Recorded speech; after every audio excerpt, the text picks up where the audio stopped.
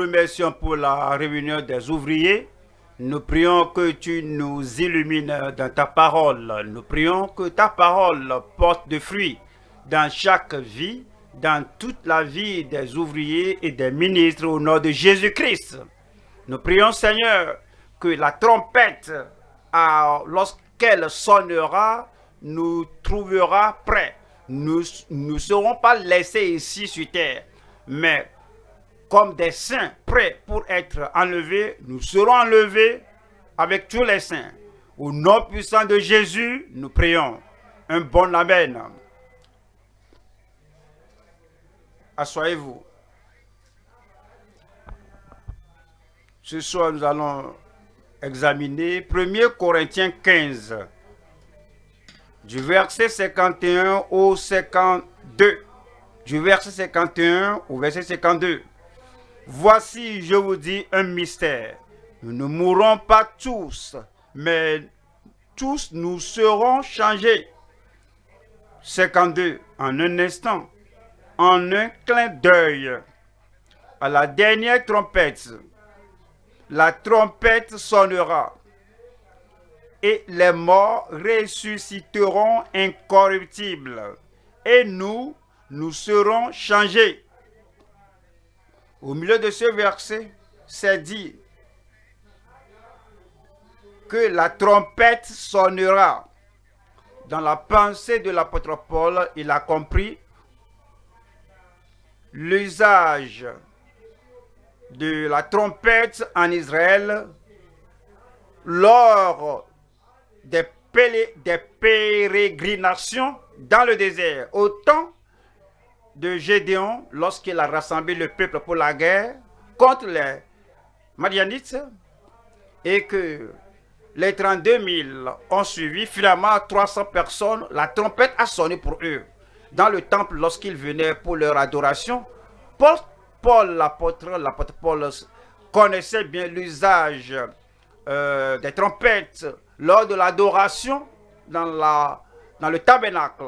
Arrivé au Nouveau Testament, il a dit que lorsque la trompette sonne ou bien donne un son, un mauvais son, qui se préparera pour la guerre. Donc, il instruisait et révélait aux ouvriers que lorsque nous parlons, notre voix comme une trompette ne doit pas donner une mauvaise voix. Nous devons parler avec courage, avec audace. Nous devons parler à telle enseigne que tout le monde autour de nous comprend ce que nous disons.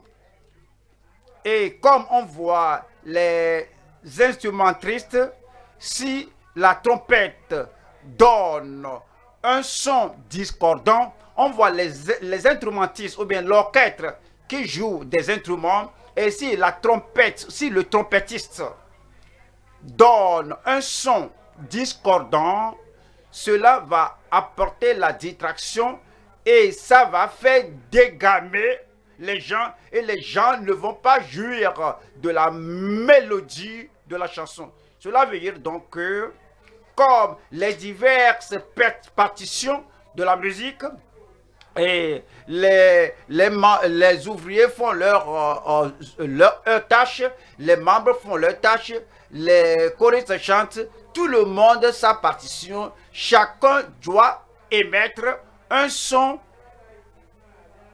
concordant qui ne doit distraire personne. Cela doit diriger tout le monde à un message central. Le message de ce soir est la trompette pour notre rédemption, la trompette pour la résurrection et la trompette pour l'enlèvement. Parce que non seulement au temps de l'enlèvement que la trompette sonnera, et le titre du message est sonner de la trompette pour la rédemption, la résurrection et l'enlèvement. Sonner de la trompette pour la rédemption, la résurrection et l'enlèvement. Nous allons voir 3 points dans le message ce jour. Première partie, c'est la trompette retentissante qui appelle les pécheurs à la repentance. Deuxième point, la trompette du réveil qui contraint les âmes sauvées d'être justes.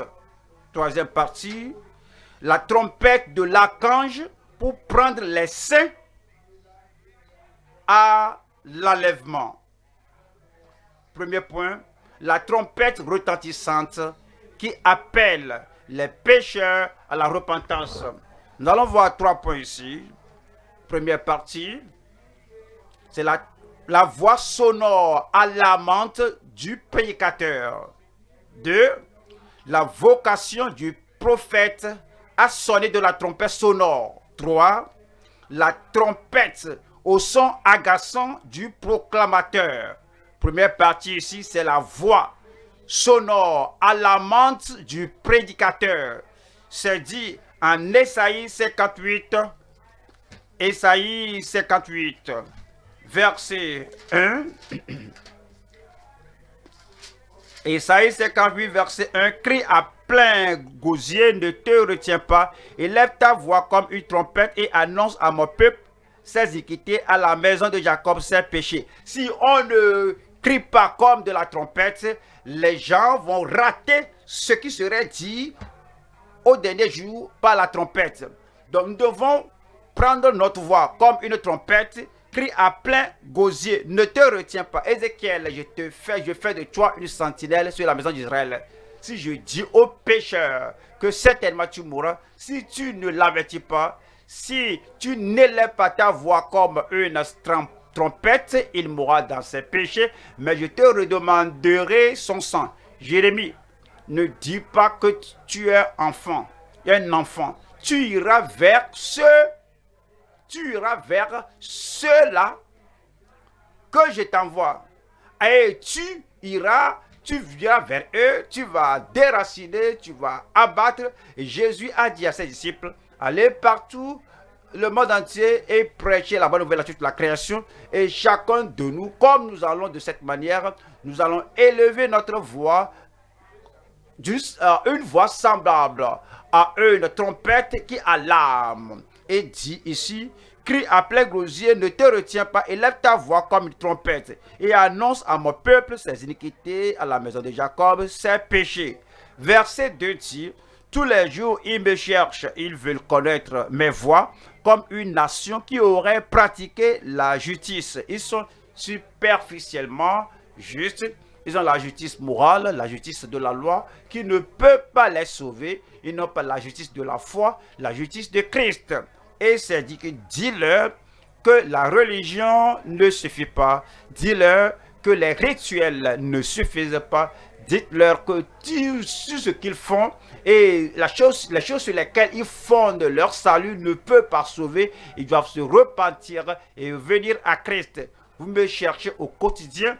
Ils vont utiliser cela pour dire que ne sommes-nous pas déjà en Christ, ne sommes-nous pas chrétiens, nous sommes des chrétiens, nos pères et nos mères sont chrétiens, nous sommes chrétiens. Dis-leur, ils me cherchent au quotidien, ils aiment connaître ma voix en tant que nation, une nation qui pratique la justice et n'aurait pas abandonné la loi de son Dieu. Ils me demandent des arrêts de justice. Ils désirent l'approche de Dieu. Ils vont à l'église, ils fréquentent des églises, ils fréquentent des conventions, ils vont à des programmes et ils agissent comme une nation qui cherche le Seigneur. Que cela ne te séduise pas. Élève ta voix et dites-leur.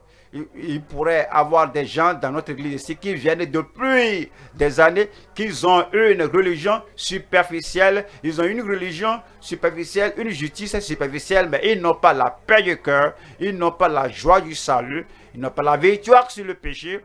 Et chaque fois ils échouent, tombent dans le péché, chutent dans le péché, ils sont appelés frères et sœurs. Dites-leur, montre-leur la voie de la repentance et de la foi en Christ. C'est la seule voie pour aller au ciel.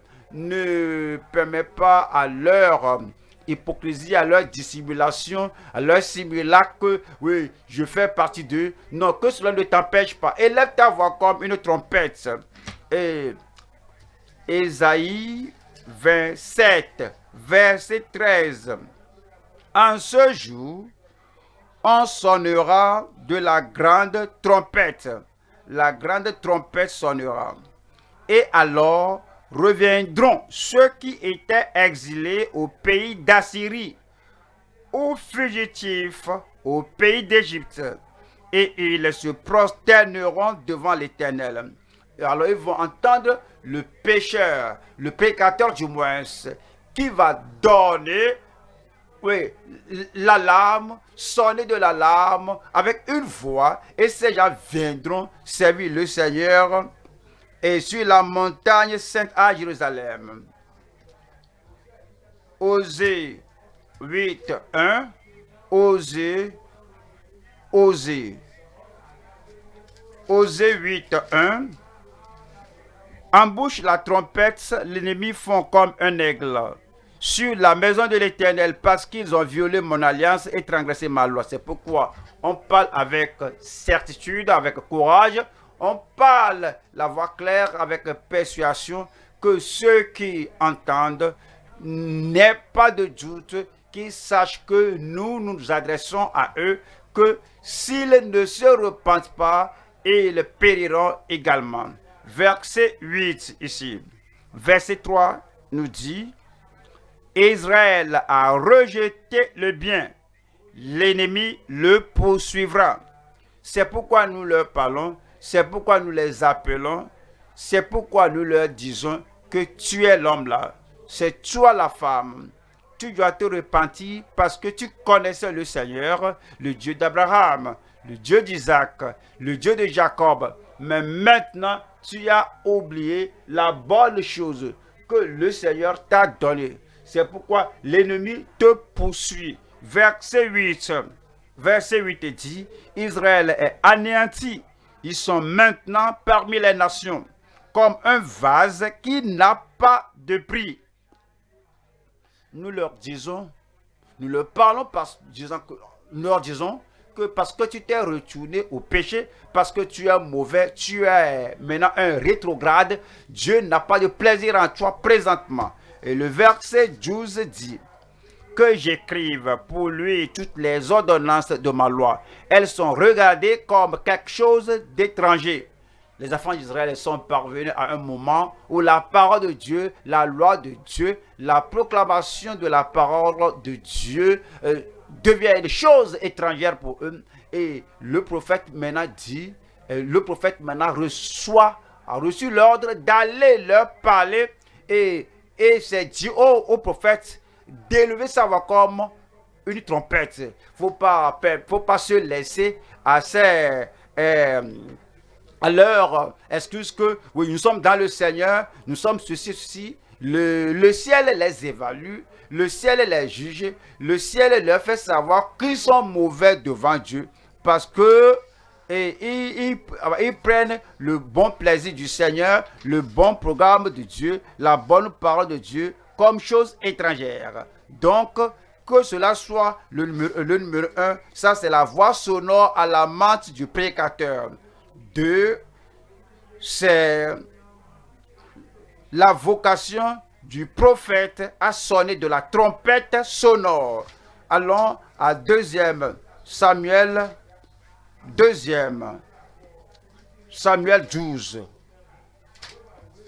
2 Samuel 12, verset 1.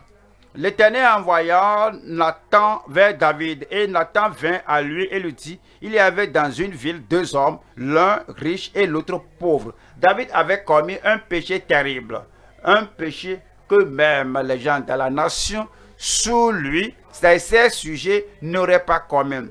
Alors, cela a aussi engagé Job, que Joab devait mettre cet homme au front afin qu'il soit tué et que David couvre ses péchés. Cela a lieu maintenant, il y a de cela quelques mois, et maintenant David continuait en tant que roi, en tant que prince, en tant que chantre d'Israël, et il continuait en tant que juge d'Israël, et il continuait ses tâches administrative royale, et continue cette tâche normale comme rien ne s'était arrivé, comme rien ne s'était produit, comme rien n'était arrivé, et quelqu'un a dû venir pour éveiller sa conscience que c'est toi l'homme là.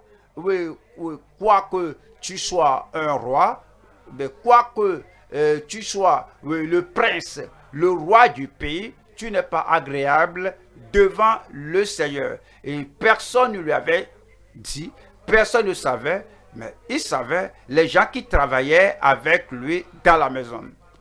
Les gens qu'il a envoyés appeler Bathsheba et les gens qu'il a envoyés faire boire Uri connaissaient bien l'histoire et Joab aussi connaissait l'histoire. Mais n'est, aucun d'entre eux n'a pu parler et le prophète est venu et comme c'était sa vocation à sonner de la trompette sonore. Et le verset 2 dit, le riche avait des brebis et des bœufs en très grand nombre. Le pauvre n'avait rien du tout qu'une petite brebis qu'il avait achetée. Il la nourrissait et elle grandissait chez lui avec ses enfants. Elle mangeait de son pain, buvait dans sa coupe, dormait sur son sein et il la regardait comme sa fille. Le verset 4 dit, un voyageur arriva chez l'homme riche et le riche n'a pas voulu toucher à ses brebis ou à ses bœufs pour préparer un repas au voyageur qui était venu chez lui. Il a pris la brebis du pauvre et l'a apprêtée pour l'homme qui était venu chez lui. Verset 5. La colère de David s'enflamma violemment contre cet homme. Ouais, il y a des rétrogrades qui continuent de s'énerver contre les autres pour leur rétrogradation.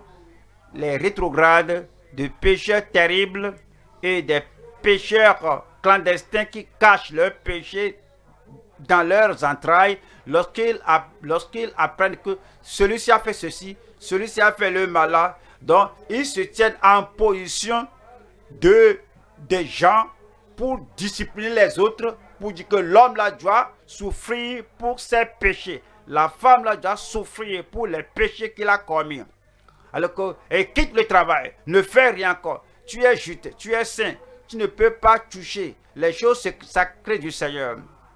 Alors que eux-mêmes, tandis que eux-mêmes, ils sont des David, ils ont des choses en eux-mêmes. Il dit qu'ils sont David, eux-mêmes, ils sont des choses, l'iniquité, la transgression, le mal dans le cœur qu'ils couvrent. Et puis, David a dit dans sa colère que quelqu'un a fait cela dans mon royaume ici, que l'homme là qui a fait ceci doit certainement mourir. L'homme là doit mourir. L'homme qui a fait cela mérite la mort. Verset 6. Et il rendra 4 brebis pour avoir commis cette action et pour avoir été sans pitié. Parfois, quand on entend ce que les gens disent, la façon dont ils décrivent le péché avec le marteau, que cela doit être puni. On dirait que ces gens-là sont saints et sanctifiés. On dirait qu'eux-mêmes qui parlent, s'ils sont sanctifiés, ils sont purs, qu'ils n'ont pas de culpabilité. Mais voyez le verset 7 qui dit, et Nathan dit à David, lorsque tu parles à quelqu'un, il y a de diverses manières à s'adresser à quelqu'un. Soit on baisse la tête, soit on est timide, ou soit on est en train de frissonner les mains, ou bien parce que ou bien on se chauffe en soi et on dit, qui suis-je?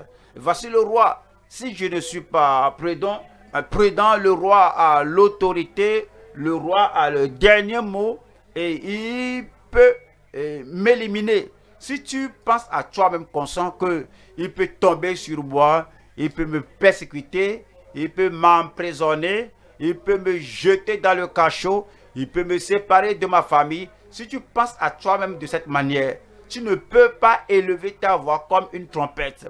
Mais Nathan, considérant le cas, a regardé David au visage et lui a jointé que c'est toi l'homme. Alors, est-ce que vous regardez les gens à qui vous prêchez, ou bien vous regardez en bas, ou bien vous regardez le plafond, comme si votre auditoire est le plafond, ou bien vous regardez l'auditoire, ou bien est-ce que vous joignez les gens, ou bien chaque fois vous avez les mains derrière, et vous regardez en bas, et vos jambes tremblent. Non, vous devez, le juge doit regarder l'auditoire, le criminel devant lui, le condamné devant lui, et il n'y a pas d'hypocrisie, il n'y a pas de jeu là-bas.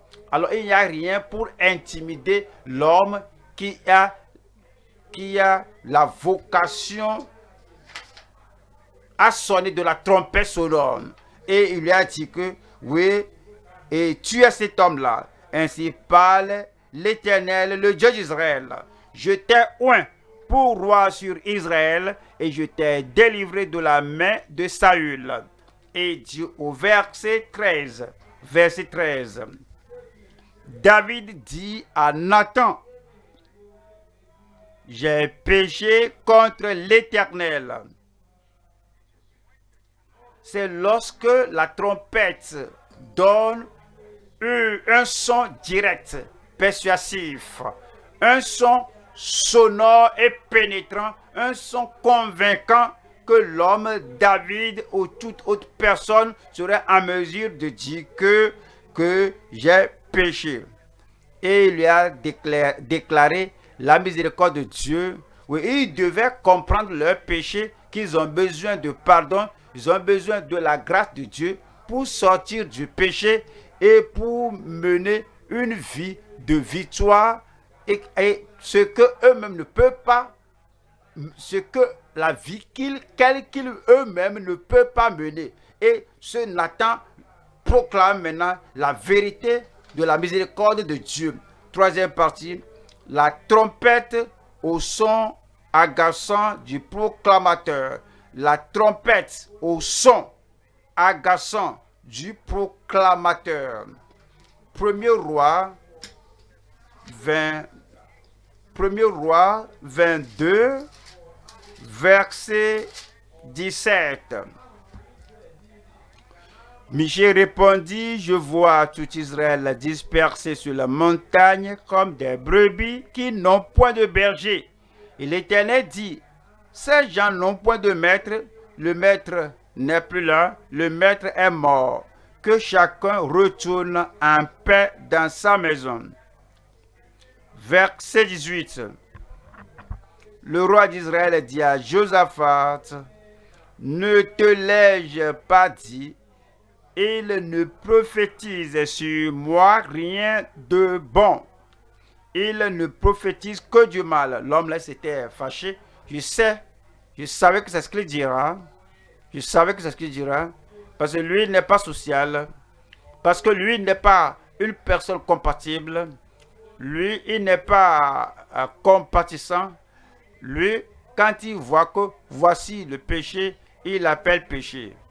Et il n'utilise aucun vocabulaire pour couvrir son mal. Ne te l'ai pas dit qu'il ne me dira rien de bon. Verset 26. Le roi d'Israël dit, prends Michée et emmène-le vers Amon, chef de la ville, et vers Joas, fils du roi. Le verset 27.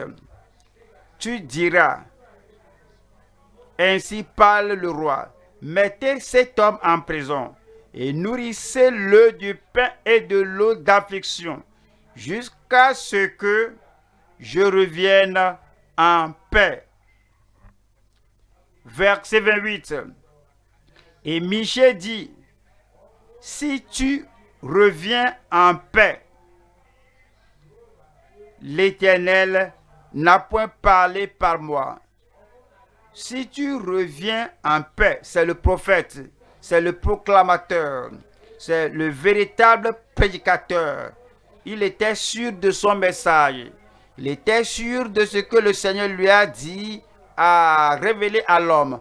Quoique l'homme l'ait pris pour ennemi et l'a rapporté à un autre roi, tu vois ça, je te l'ai dit, l'homme là ne va pas prêcher, ne va pas dire aucune bonne chose sur moi.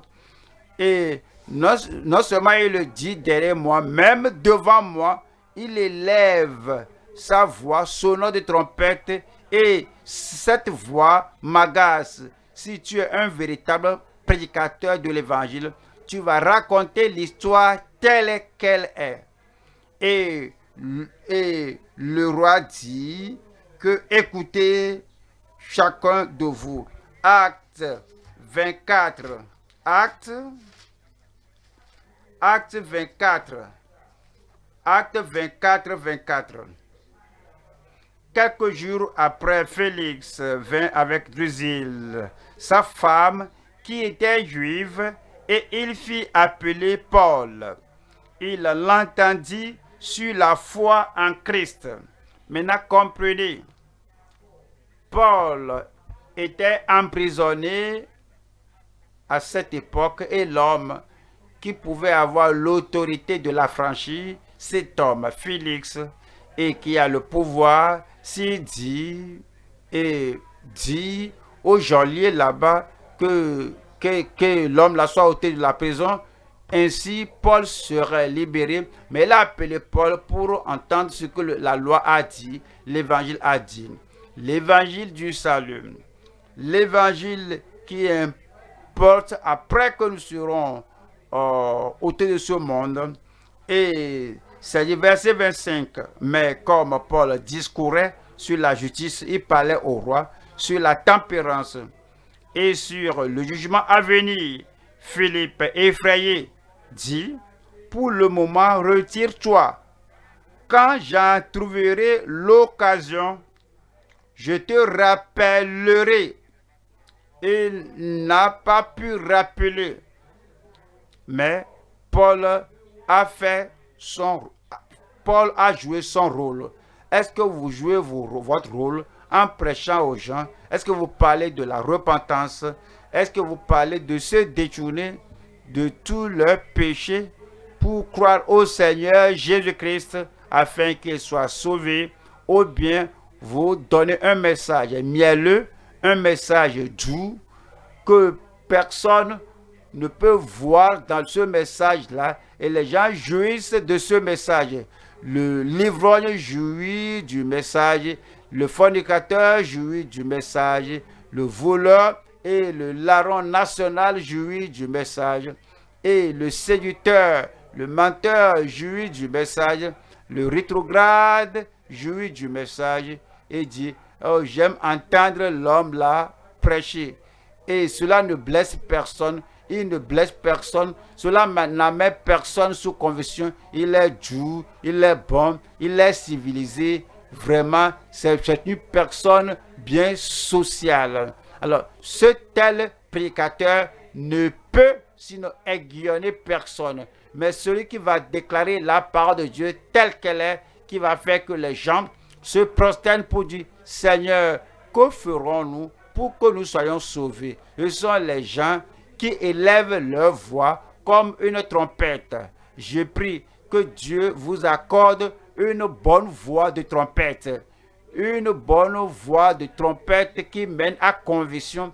Et que est-ce que vous voyez nos trompettistes, lorsqu'ils se tiennent debout comme des trompettistes, et lorsqu'ils manient les boutons, ouais, il appuie sur la bonne clé pour donner le bon son et qui va percer le cœur des gens. Lorsque l'archange sonnera la trompette au dernier jour, oui, l'archange va appuyer sur la bonne clé pour réveiller les morts, et nous qui sommes vivants, nous serons enlevés avec eux sur les nuées. Donc, si vous espérez le temps de la résurrection, le temps de l'enlèvement, que ce temps soit pour vous, alors jouez votre rôle maintenant et ayez la voix de trompette et ayez la vocation à sonner de la trompette. Allons au deuxième point. Deuxième point, la trompette de réveil qui contraint les âmes sauvées d'être justes. Nous allons voir 3 sous-thèmes ici. Première partie, la trompette apostolique des fidèles pour notre restauration. Deuxième partie, la trompette de réveil fervent pour notre justice. 3. La trompette d'une ascendance directe pour notre préparation. Voilà la première partie ici. La trompette de réveil, première partie, la trompette apostolique des fidèles pour notre restauration. 1 Timothée 1, 12. 1 Timothée 1, 12. Je rends grâce à celui qui m'a fortifié, à Jésus-Christ notre Seigneur, de ce qu'il m'a jugé fidèle en m'établissant dans le ministère. Vous devez comprendre que le Seigneur a examiné votre vie avant la sélection. Le Seigneur a regardé votre vie, votre intention avant le choix. Le Seigneur t'a regardé, tu as la connaissance, tu as la parole, tu as l'évangile, tu as l'auditoire, tu as la consécration, tu as la force intérieure. Maintenant, tout ce qui reste arrivé aux gens, c'est la volonté de dire ce qui doit être dit. C'est de déclarer ce que tu dois déclarer sans crainte, sans faveur, sans timidité et sans penser à toi-même. Tu penses à celui-là qui t'a envoyé, il t'a envoyé vers les gens et tu veux qu'il soit sauvé. Mais avant qu'il ne soit sauvé, ils doivent se repentir, délaisser leur mauvaise voie. S'ils ne savent pas que le mal, c'est toujours le mal, s'ils ne savent pas que le péché est inique, s'ils ne savent pas que le crime est un acte criminel, et si c'est dans leur ignorance, ils font ce qu'ils font, quelqu'un doit être assez courageux, assez audacieux, quelqu'un doit être franc et fervent pour leur déclarer que voici la voie du salut. Donc l'apôtre Paul a dit que je rends grâce à celui qui m'a fortifié, à Jésus-Christ notre Seigneur, de ce qui m'a jugé fidèle en m'établissant dans le ministère. Et il nous dit, 1 Corinthiens 15, verset 33. Ne vous y trompez pas, les mauvaises compagnies corrompent les bonnes mœurs. Et il parlait à ceux qui devaient être chrétiens, il parlait aux gens qui devaient connaître la vérité, que vous êtes séduits. Ouais, vous vous mélangez avec une mauvaise foule, vous mélangez avec une mauvaise voie et vous empruntez une mauvaise voie. Alors, ne vous y trompez pas, les mauvaises compagnies corrompent les bonnes mœurs. Verset 34. Revenez à vous-même comme il est convenable et ne péchez point. Alors vous pouvez voir que il ne parlait pas de façon douteuse. Il dit que vous devez vous réveiller. Vous étiez endormi et Christ ne doit pas vous rencontrer dans cette condition. Oui, pour vous, vous ne connaissez pas, vous ne différenciez pas les couleurs. Vous ne connaissez pas le noir du blanc. Pour vous, tout est mélangé. Ceci est mauvais, ceci est juste. Pour vous, tout est agréable pour vous. Vous ne connaissez pas ce qu'on appelle la justice, ce qui est l'injustice. Revenez à vous-même comme il est convenable et ne péchez point. Car quelques-uns ne connaissent pas Dieu. Je le dis à votre honte. Il ne regardait pas en bas quand il parlait, il les regardait, il leur écrivait avec une véritable conviction et il savait qu'ils doivent se réveiller, ils doivent se réveiller à la justice. Je prie que le Seigneur nous accorde la même hardiesse qui vous l'accorde afin que partout où vous trouvez, lorsque vous aurez fini, vous sauriez que par la grâce de Dieu, j'ai fait ce que Dieu espère que je fais. Et vous n'allez pas échouer. Vous ne serez pas un échec. Sur le champ d'évangélisation, à la cellule de maison, dans le bus, au bureau, partout où vous vous trouvez, vous allez déclarer la vérité comme cela doit être au nom de Jésus-Christ. Et si vous ne menez pas une bonne vie, et si vous ne vivez pas au-delà du reproche, si vous faites des choses secrètes qui sont au su et au vu des gens dans le bureau et au marché, vous savez qu'ils le savent, vous ne pouvez pas vous présenter audacieusement et parler devant et parler à ces gens. Ah, toi aussi tu nous dis que cela est mauvais, mais toi aussi tu l'as fait la fois dernière, non? Et tu en as joui en ce temps-là, et tu vivais comme ça. Comment toi là tu peux nous parler comme ça? Est-ce que tu te rappelles ce que tu as fait? Tu m'avais dit que je ne dois pas dire ça à tes membres qui ne doivent rien savoir. Et maintenant tu viens, tu parles comme ça. Si tu es vaincu intérieurement, en secret, si tu pêches secrètement, tu ne peux pas sortir et en même temps et avoir ce son apostolique dans ta trompette. Tu dois avoir par la grâce de Dieu une voix, une vie juste, une vie irréprochable, afin de sortir et déclarer la vérité comme cela doit. Que la grâce de Dieu abonde pour la justice dans votre vie au nom de Jésus-Christ.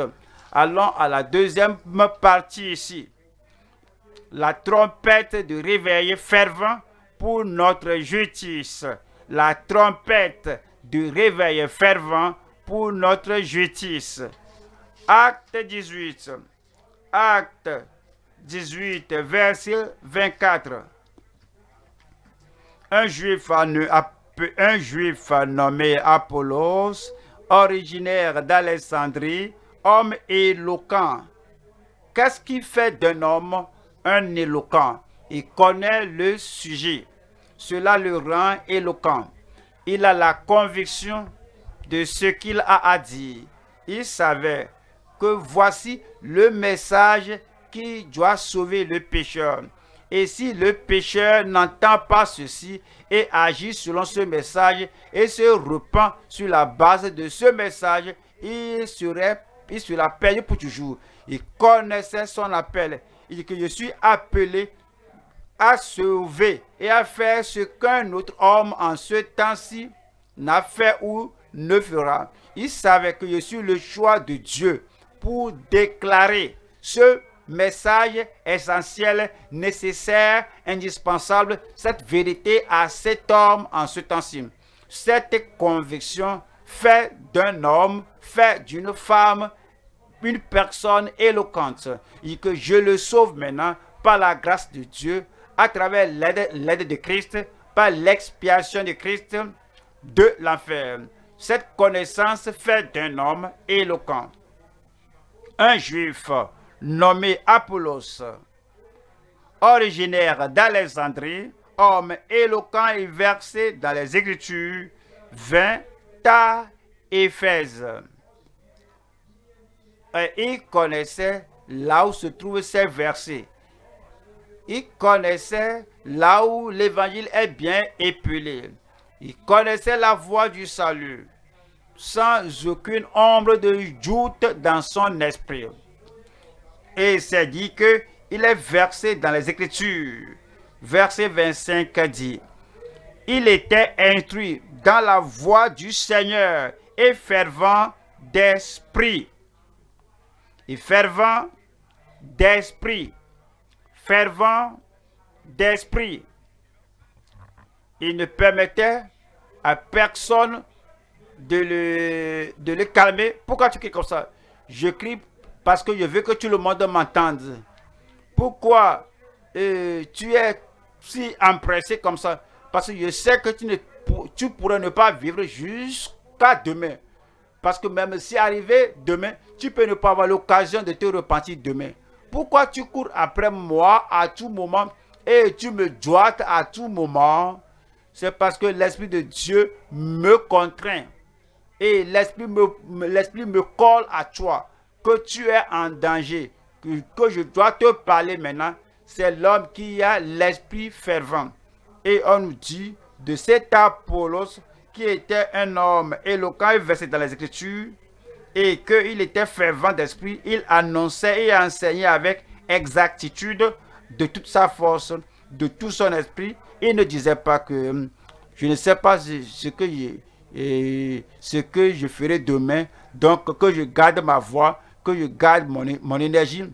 Je ne sais pas ce que je lui demanderai demain.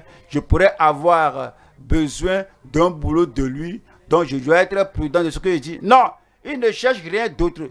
Tout ce qu'il aura, il savait qu'il l'aura du Seigneur. Donc, il dit et enseignait avec exactitude ce qui concerne Jésus, bien qu'il ne connût que le baptême de Jean. Le Seigneur veut que nous soyons fervents. Je prie que nous soyons fervents, que vous soyez fervents. L'évangélisation matinale, lorsque les gens se réveillent et vous avez un mégaphone avec vous et votre voix est claire et cela réveille les gens.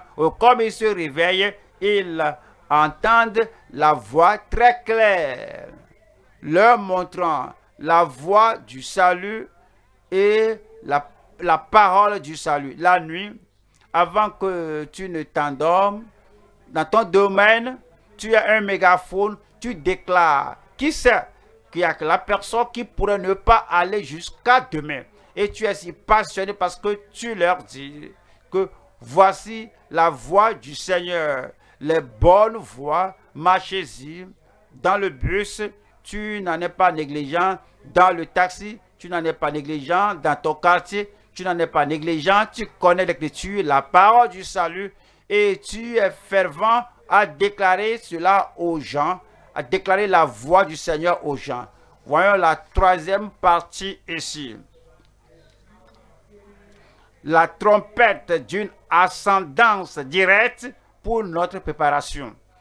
Lorsque vous venez à l'église, vous vous enseignez, vous faites votre tâche comme si vous êtes la seule personne envoyée à cette personne pour déclarer la parole de Dieu. N'allez pas dire que je suis simplement quelqu'un ici qui fait, et moi je suis ici quelqu'un qui tue le temps. Le vrai prédicateur viendra, la véritable parole viendra. Non, lorsque tu es là, c'est toi qui es l'homme du moment. Et tu dois déclarer la parole de Dieu comme ce que tu dis là est la seule chose qu'il puisse écouter. C'est cela, c'est-à-dire que cela va conduire quelqu'un à la repentance, cela va conduire quelqu'un à être ferme, cela va conduire le rétrograde à venir au Seigneur.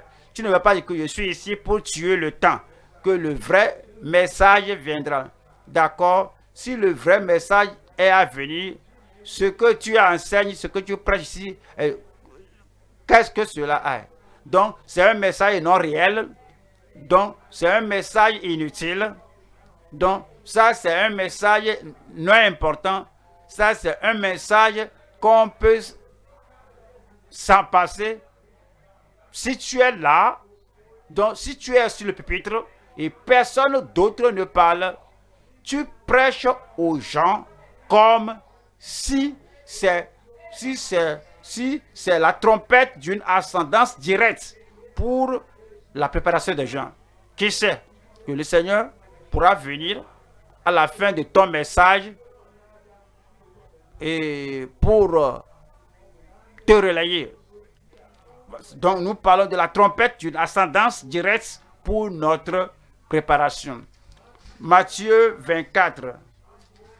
Matthieu 24, 44. C'est pourquoi vous aussi, tenez-vous prêts, car le Fils de l'homme viendra à l'heure où vous n'y penserez pas. Est-ce que vous avez quelque chose à dire au sujet de la parole de Jésus-Christ? Voici Matthieu 24. Si vous n'avez pas lu versets 12 et 13 et vous lisez ceci, vous aurez le message.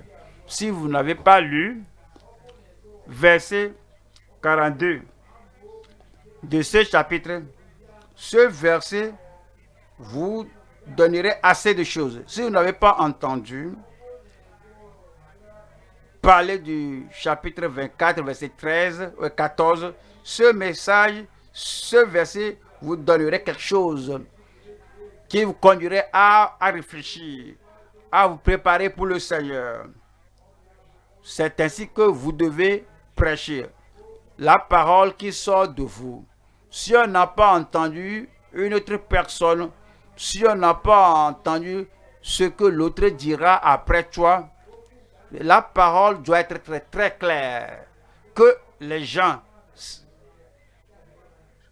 te voient et qu'ils sachent. C'est-à-dire que c'est pourquoi, à cause des choses qui vont se produire, vous aussi, tenez-vous prêts. Les autres, d'aucuns n'étaient pas prêts au temps de Noé, au temps de Lot. Toi, vous aussi, tenez-vous prêts, car le Fils de l'homme viendra à l'heure où vous n'y penserez pas. Je prie que vous soyez prêts. Moi, je serai prêt. Moi, je serai prêt. Vous serez prêts au nom de Jésus-Christ. Et si vous serez prêts, vous devez vous réveiller. Vous ne devez pas vivre comme... Vous ne devez pas vivre aujourd'hui comme hier. Ouais, l'oubli, l'imprudence, la négligence, le manque de prière, comme si vous avez encore 100 ans avant que le Seigneur ne vienne. Vous devez décider que voici le jour. Chaque jour, je dois vivre comme si le Maître, mon Seigneur, pourrait venir le jour-là. Luc 21, verset 34. Luc 21, 34. Prenez garde à vous-même, de crainte que vos cœurs ne s'apesantissent par les excès du manger et du boire, et par les soucis de la vie, et par les soucis de la vie, et par les soucis de la vie. Et puis il dit, et que ce jour ne vienne sur vous à l'improviste. Verset 35. Car il viendra comme un filet sur tous ceux qui habitent sur la face de toute la terre. Verset 36. Veillez donc et priez en tout temps. Veillez donc et priez en tout temps, afin que vous ayez la force d'échapper à toutes ces choses qui arriveront et de paraître debout devant le Fils de l'homme. Vous n'allez pas rater cela. Allons au troisième point. Troisième point. La trompette de l'archange pour prendre les saints à l'enlèvement. Nous allons voir 3 sous-thèmes ici. Première partie. Le son de la trompette à l'enlèvement des saints qui vont au ciel. 2. L'état triomphant à l'enlèvement des saints qui vont au ciel. 3. Le service éprouvé pour la récompense des saints célestes. Premier sous-thème. Le son de la trompette à l'enlèvement des saints qui vont au ciel. 1 Corinthiens au chapitre 15, verset 51. Voici, je vous dis un mystère. Qu'est-ce qu'un mystère? Ce que les prophètes de l'Ancien Testament n'ont pas bien compris. Qu'est-ce qu'un mystère? Ce que les Juifs, en tant que nation religieuse, n'ont pas eu de révélation à cela. Qu'est-ce qu'un mystère? Ce que beaucoup de gens à Corinthe se sont divisés sur ce thème. Je suis pour ceci, je suis pour cela. Ce que les personnes charnelles n'ont pas une compréhension, une évidence claire sur cela. Paul disait que si vous connaissez ceci, toutes les choses inutiles ne vont pas vous déranger. Donc il dit, moi je vous dis un mystère. Nous ne mourrons pas tous, mais tous, nous serons changés. Verset 52. En un instant, personne n'aura l'occasion d'aller régler quelque chose, d'aller corriger, rectifier quelque chose, d'aller amender cette affaire. Il n'y a pas d'occasion. En un instant, en un clin d'œil à la dernière trompette, la trompette sonnera et les morts ressusciteront incorruptibles et nous serons changés. 1 Thessaloniciens 4, verset 13. Verset 14. Car si nous croyons que Jésus est mort et qu'il est ressuscité, croyons aussi que Dieu ramènera par Jésus et avec lui ceux qui sont morts. Verset 15. Voici en effet ce que nous vous déclarons d'après la parole du Seigneur. Nous les vivants, restés pour l'avènement du Seigneur, nous ne devancerons pas ceux qui sont morts. Verset 16. Car le Seigneur lui-même a un signal donné à la voix d'un archange et au son de la trompette de Dieu, descendra du ciel et les morts en Christ ressusciteront premièrement. Verset 17. Ensuite, nous les vivants qui serons restés, vivants en Christ et non morts dans le péché, vivants dans la justice et non morts dans la méchanceté et dans l'injustice, vivants dans le Seigneur et non morts avec le monde. Ensuite, nous les vivants qui serons restés, nous serons tous enlevés, nous serons tous ensemble enlevés avec eux sur des nuées à la rencontre du Seigneur dans les airs. Et ainsi nous serons toujours avec le Seigneur. Amen. Je serai là. Vous serez là. Sauvés, vous serez là. Sanctifiés, vous serez là. Affermis, vous serez là. Travaillant pour le Seigneur, vous serez là. Ne cachant rien sous le couvert, vous serez là. Une conscience claire, pas de culpabilité, pas de condamnation, vous serez là. Amen. Hébreux chapitre 11. Hébreux 11, verset 5. C'est par la foi qu'Enoch fut enlevé pour qu'il ne vit point la mort et qu'il ne parut plus parce que Dieu l'avait enlevé. Car avant son enlèvement, il avait reçu le témoignage qu'il était agréable à Dieu. Je prie que vous soyez agréable à Dieu à tout moment, tous les jours de votre vie. Verset 6. Or, sans la foi pour le salut, or sans la foi pour la sainteté, or sans la foi pour la sanctification, or sans la foi pour la fermeté, le juste vivra par la foi. Et si quelqu'un se retire, mon âme n'aura point de plaisir en lui. Or sans la foi pour tenir ferme, pour la vérité, la foi. Or sans la foi, il est impossible de lui être agréable, car il faut que celui qui s'approche de Dieu croit que Dieu existe et qu'il est le rémunérateur de ceux qui le cherchent. Je prie que vous soyez prêts. Nous allons à la deuxième partie ici, deuxième partie. L'état triomphant à l'enlèvement des saints qui vont au ciel. Des saints qui vont au ciel. L'état où on se trouve, l'état d'esprit, votre état de cœur, votre état de position dans le Seigneur, votre spiritualité devant le Seigneur avant qu'il ne vienne. L'état triomphant.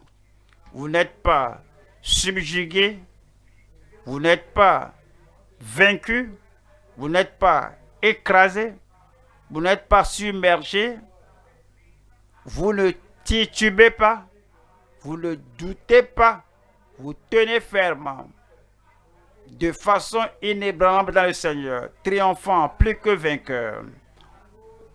Au moment de l'enlèvement, 1er Corinthiens chapitre 15, verset 27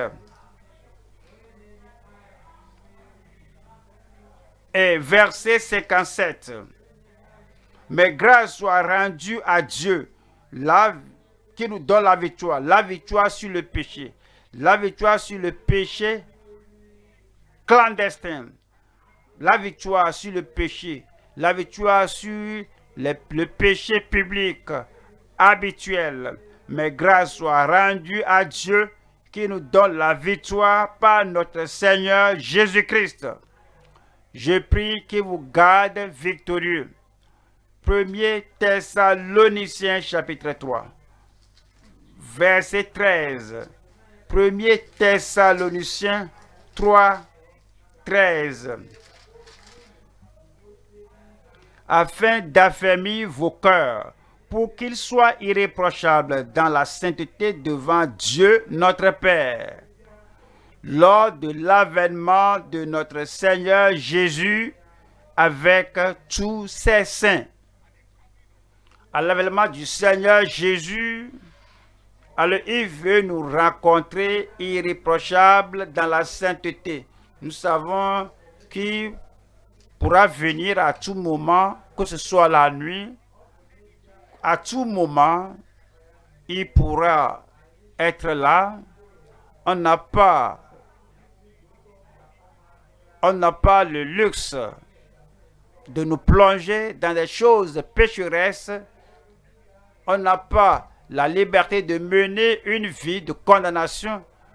Nous voulons être retrouvés par le Seigneur de façon irréprochable dans la sainteté devant le Seigneur à son avènement. 1er Thessaloniciens chapitre 5 verset 23. Que le Dieu de paix vous sanctifie lui-même tout entier. Amen. Et non partiellement. Je suis partiellement sanctifié. Seulement si quelqu'un fait quelque chose que je n'apprécie pas là, je ne sais pas. Cette attitude de lion, de comportement de lion sort de moi. Je ne sais pas quand je me fâche et je vais m'énerver, jeter ceci, jeter cela. Non, quand tu es sanctifié, il te sanctifie entièrement, complètement. Il te sanctifie complètement. Je ne sais pas pourquoi ils font ceci et cela contre moi. Ils font ceci, ils font cela. Ils m'énervent. Personne ne t'énerve. C'est toi-même qui t'énerve. Tu oublies la sainteté, tu oublies l'enlèvement, tu oublies que la grâce de Dieu te suffit. Il n'y a personne qui t'énerve. Moi, je n'aime pas ceci et cela, mais cela me déprime. Personne ne peut te déprimer. C'est comment tu penses à ce qu'ils font. Tu ne penses pas à ton Seigneur, ni à l'enlèvement. Tu ne penses pas à la bonté du Seigneur. Tu ne penses pas à la bénédiction que le Seigneur t'a donnée. C'est pourquoi tu as ce stress et cette dépression. Il n'y a personne qui te l'offre. C'est toi qui t'es donné à cela. Quand tu viens au Seigneur et que tu le laisses te sanctifier entièrement, c'est dit que le Dieu de paix vous sanctifie lui-même tout entier. et que tout votre être, l'esprit, l'âme et le corps, soient conservés irrépréhensibles. Je parle de vous. Soient conservés irrépréhensibles lors de l'avènement de notre Seigneur Jésus-Christ. Verset 24. Celui qui vous a appelé est fidèle et c'est lui qui le fera. Tout ce que Dieu doit faire pour t'apprêter pour l'enlèvement, il le fera pour toi. Nous allons à la troisième partie ici, le service éprouvé pour la récompense des saints célestes. Il nous éprouve. L'œuvre que nous faisons, il éprouve cela, il examine cela. 1 Corinthiens 3, verset 10. Selon la grâce de Dieu qui m'a été donnée. Il faut dire m'a été donné. Il faut dire m'a été donné. Il vous donnera la plénitude de la grâce. Si Dieu n'est pas avec sa grâce, toute la grâce dont on a besoin, il connaît votre condition et situation là où vous êtes.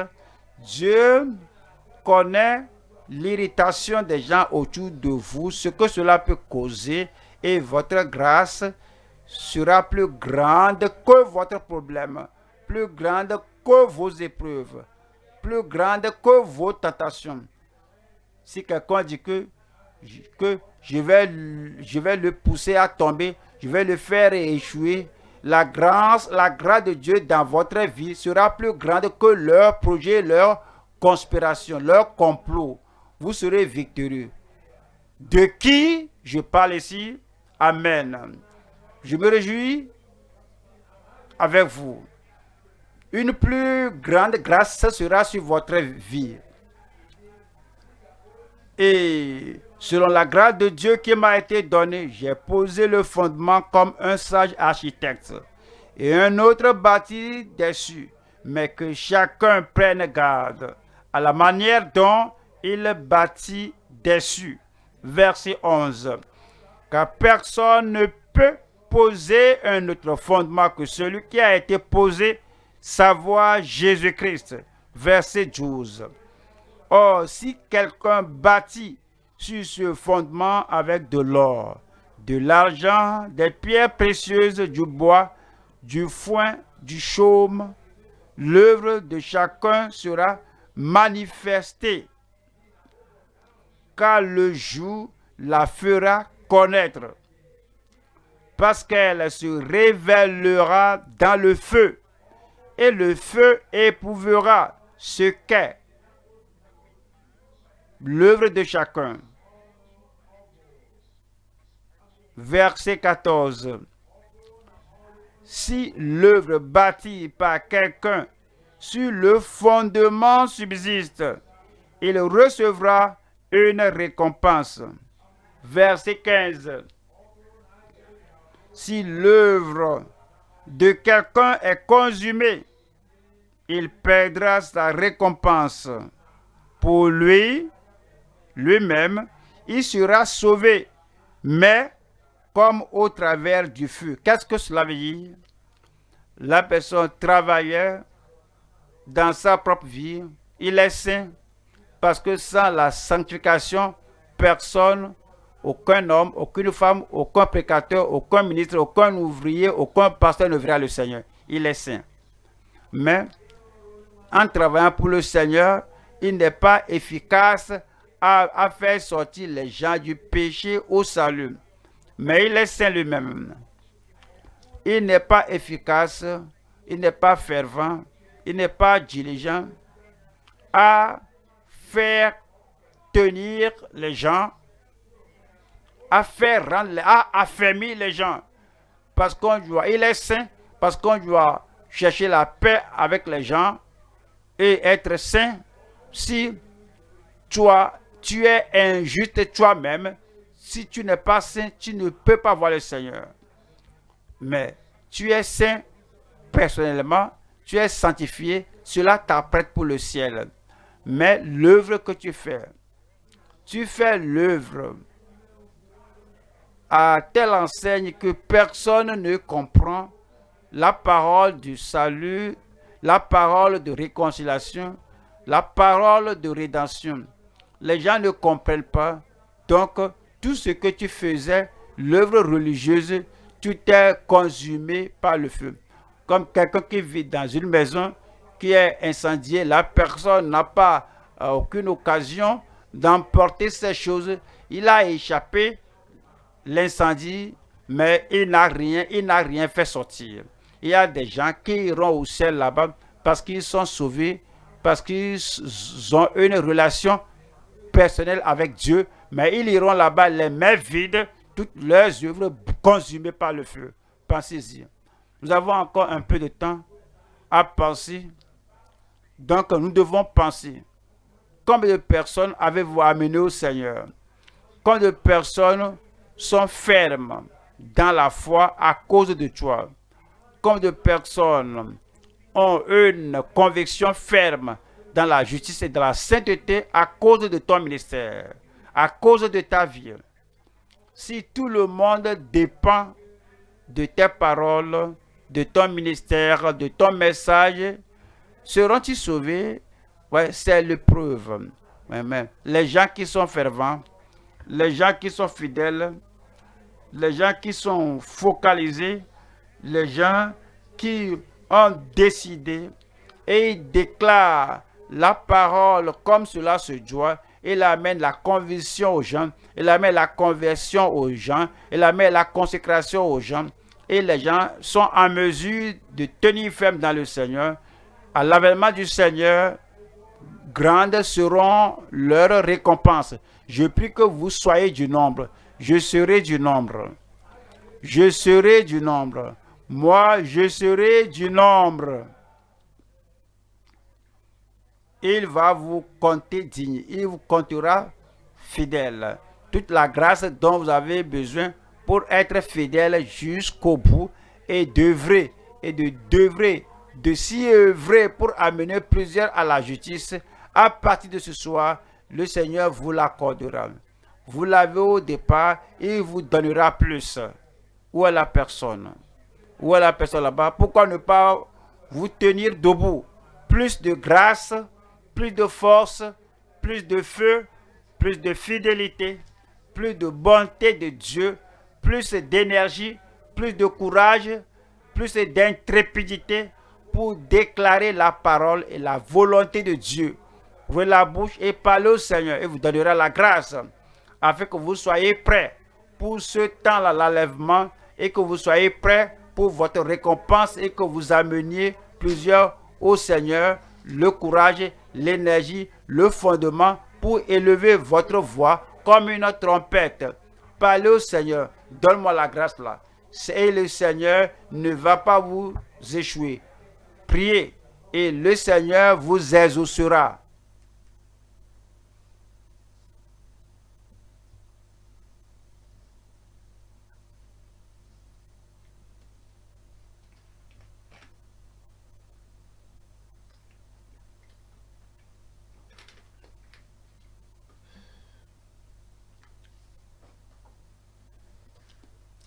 Frères, prions le Seigneur. Le Seigneur vous aidera. Remettez-vous entre les mains du Seigneur ce soir. Seigneur, je suis ici. J'ai entendu ta parole. Seigneur, aide-moi. Seigneur, aide-moi. Donne-moi plus de grâce. Donne-moi la grâce suffisante. Seigneur, compte-moi digne de ne pas rater l'enlèvement. Le plus grand événement dans l'histoire de l'humanité. Seigneur, que je sois digne de ne pas rater l'enlèvement. Seigneur, compte-moi digne. Prière.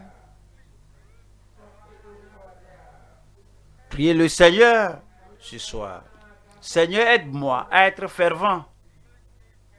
Seigneur, rends-moi fervent. que si tout le monde dépend de moi, qu'il soit trouvé ferme. Si les gens dépendent de ma vie, qu'il soit trouvé fiable. Si les gens dépendent de mon message, qu'il soit trouvé ferme.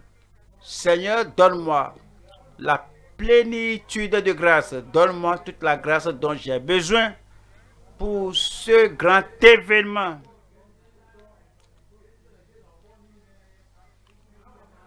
Je sais que ta grâce est plus grande que mes problèmes. S'il vous plaît, priez, dites au Seigneur, Seigneur, je sais que ta grâce est plus grande que mes problèmes. Ta grâce est plus grande que les défis auxquels je suis confronté. Ta grâce est plus grande que les choses qui essaient de me retirer. Seigneur, donne-moi cette plénitude de grâce. Donne-moi, Seigneur, cette plénitude de grâce.